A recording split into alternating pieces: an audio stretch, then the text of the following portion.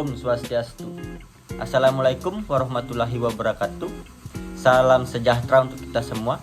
Salam namo budaya, salam kebajikan, dan salam harmoni.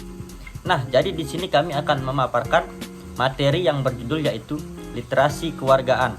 Nah, adapun submateri yang akan kami bahas yaitu yang pertama, pengertian literasi kewargaan, yang kedua, prinsip literasi kewargaan, yang ketiga, fungsi dan manfaat literasi kewargaan, dan yang keempat, tujuan literasi kewargaan. Nah, untuk submateri yang pertama yaitu pengertian literasi kewargaan. Literasi kewargaan adalah kemampuan dalam memahami hak dan kewajiban sebagai warga negara. Dengan demikian, literasi ini merupakan kemampuan individu dan masyarakat dalam bersikap terhadap lingkungan sosialnya sebagai bagian dari suatu budaya dan bangsa. Keterampilan literasi ini menjadi hal yang penting untuk dikuasai di abad ke-21. Indonesia memiliki beragam suku bangsa, bahasa, kebiasaan, dan istiadat, kepercayaan, dan lapisan sosial.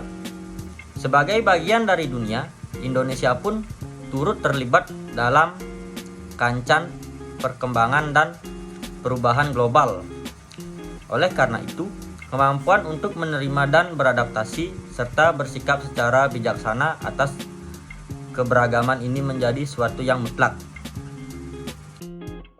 Baik, selanjutnya yaitu submateri yang kedua, yaitu prinsip literasi kewargaan.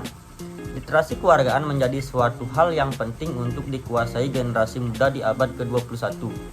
Berikut ini adalah prinsip-prinsip literasi kewargaan yang perlu kalian ketahui, yaitu yang pertama, kesenian sebagai produk budaya, yang kedua, budaya sebagai alam pikir melalui bahasa dan perilaku, yang ketiga, kewargaan multikultural dan partisipatif, yang keempat, nasionalisme, yang kelima, inklusivitas, dan yang keenam, pengalaman langsung.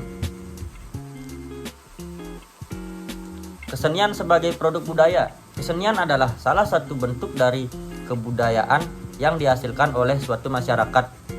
Indonesia tentunya memiliki berbagai bentuk kesenian dari berbagai macam daerah dengan ciri khas kebudayaan masing-masing.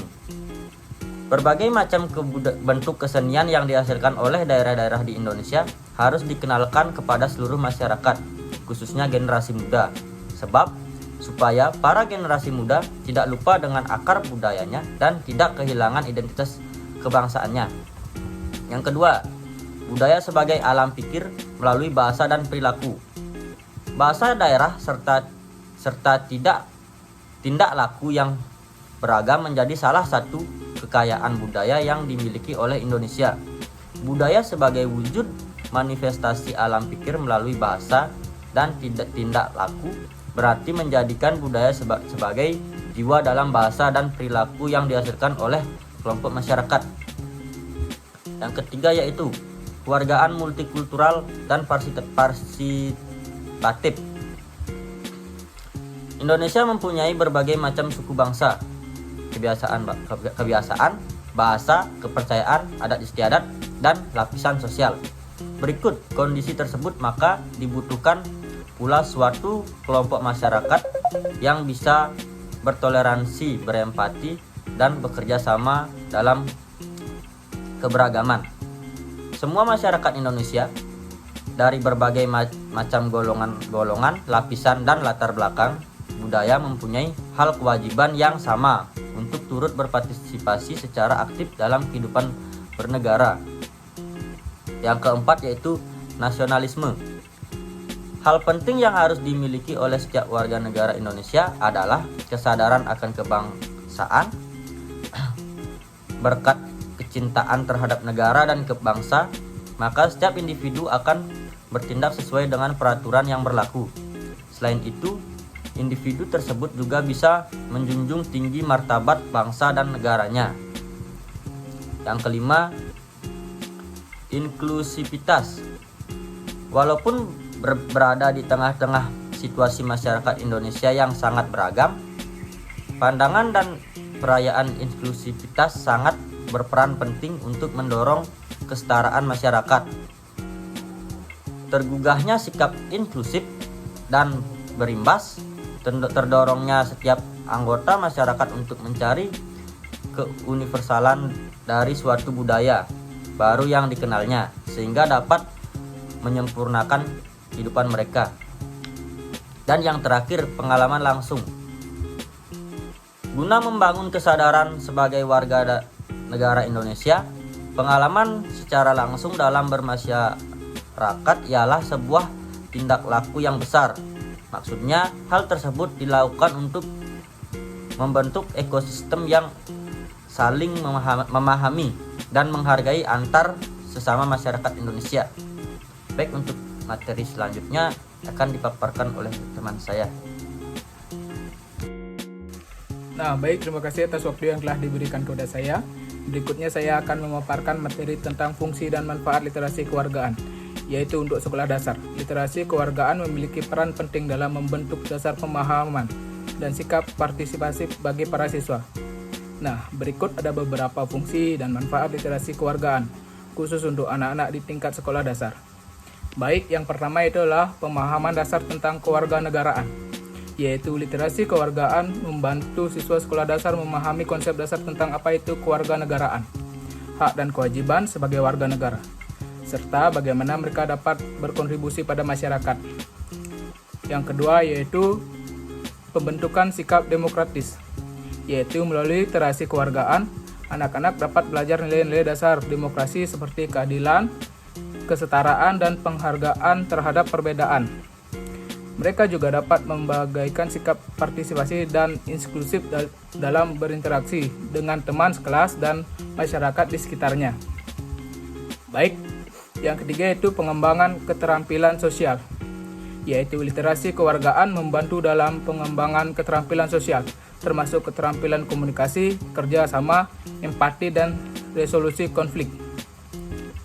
Baik, yang keempat yaitu pemahaman tentang hak asasi manusia, yaitu meskipun secara sederhana, literasi kewargaan dapat membantu siswa sekolah dasar memahami hak asasi manusia, seperti hak untuk hidup, hak untuk belajar, dan hak untuk bermain. Hal ini membantu mereka mengembangkan rasa hormat terhadap hak dan martabat manusia. Nah, baik, yang kelima yaitu pendidikan multikultur adalah literasi kewargaan dapat memperkenalkan siswa pada konsep-konsep multikultural dan kulturisme, membantu mereka menghargai keragaman budaya, agama, dan latar belakang etnis di masyarakat mereka. Baik, yang keenam yaitu partisipasi dalam proyek kewarganegaraan, yaitu melalui proyek-proyek kewarganegaraan seperti kegiatan pengabdian masyarakat atau proyek lingkungan. Siswa dapat belajar untuk berkontribusi secara positif pada komunikasi mereka dan merasakan dampak positif dari partisipasi mereka. Nah, dan yang terakhir yaitu pencegahan bullying dan kekerasan, yaitu literasi kewargaan dapat membantu mengajarkan nilai-nilai seperti menghargai terhadap beragam dan penolakan terhadap perilaku diskriminatif dan kekerasan. Nah, ini dapat berperan dalam pencegahan bullying dan konflik antara siswa di sekolah. Nah, baik, materi berikutnya akan dipaparkan oleh teman saya. Baik, terima kasih atas waktu yang sudah diberikan kepada saya. Di sini saya akan melanjutkan materi tentang tujuan literasi kewargaan untuk sekolah dasar. Literasi kewarganegaraan untuk sekolah dasar adalah pengembangan pemahaman, pengetahuan, sikap, dan keterampilan yang diperlukan bagi siswa untuk menjadi warga negara yang aktif, bertanggung jawab, dan berpartisipasi dalam kehidupan demokratis masyarakat. Berikut ada beberapa tujuan dari literasi kewargaan untuk sekolah dasar. Itu yang pertama itu adalah memahami konsep kewarganegaraan, yang merupakan membantu siswa untuk memahami konsep dasar tentang hak, tanggung jawab, dan peran sebagai warga negara dalam sebuah negara demokratis. Yang kedua adalah pembentukan identitas kewarganegaraan, yaitu membantu siswa memahami identitas mereka sebagai warga negara, termasuk penghargaan terhadap keanekaragaman budaya, agama, dan latar belakang lainnya. Selanjutnya itu ada mengembangkan sikap demokratis, yaitu mendorong siswa untuk menginternalisasi nilai-nilai demokrasi seperti keadilan, kesetaraan, toleransi, dan penghargaan terhadap perbedaan pendapat. Selanjutnya ada mengenal dan menghargai institusi demokrasi, yaitu mengajarkan siswa tentang struktur pemerintah, proses pengambilan keputusan, serta peran lembaga-lembaga demokratis seperti parlemen, pemerintahan lokal, dan pemilihan umum. Selanjutnya ada memperkuat keterampilan berpartisipasi, yaitu mengembangkan keterampilan berpikir kritis, berbeda pendapat, berkomunikasi, dan kerjasama yang diperlukan untuk berpartisipasi secara aktif dalam masyarakat. Selanjutnya ada partisipasi sosial dan kepedulian, yaitu mengajarkan siswa untuk menjadi agen perubahan positif dalam masyarakat mereka melalui partisipasi dalam proyek sosial atau kepedulian terhadap isu-isu lingkungan, kesehatan, atau sosial lainnya. Selanjutnya ada mengembangkan keterampilan mengelola konflik, yaitu adalah membantu siswa untuk memahami pentingnya penyelesaian konflik secara damai dan membangun keterampilan untuk menyelesaikan konflik secara konstruktif. Yang selanjutnya ada mendorong pemahaman tentang hak asasi manusia, yaitu mengajarkan siswa tentang hak asasi manusia dasar dan pentingnya melindungi hak-hak tersebut baik dalam lingkup lokal maupun global. Yang kesembilan yaitu mengaji isu-isu sosial komputer, yaitu memperkenalkan siswa pada isu-isu sosial yang relevan seperti kemiskinan, diskriminasi, perdamaian, dan keberlanjutan lingkungan, serta mengajarkan mereka cara berpikir kritis dan merespon isu-isu tersebut. Baik, yang terakhir itu ada mempersiapkan generasi muda, yaitu menyediakan landasan bagi pembentukan generasi masa depan yang berkomitmen untuk membangun masyarakat yang inklusif, berkeadilan, dan berkelanjutan. Baik, terima kasih atas waktu yang sudah diberikan saya. Saya kembalikan ke moderator. Baik, sekian pemaparan materi dari kelompok kami. Apabila ada salah kata dari saya maupun dari rekan-rekan saya, mohon permaklumannya. Saya tutup dengan parama santi.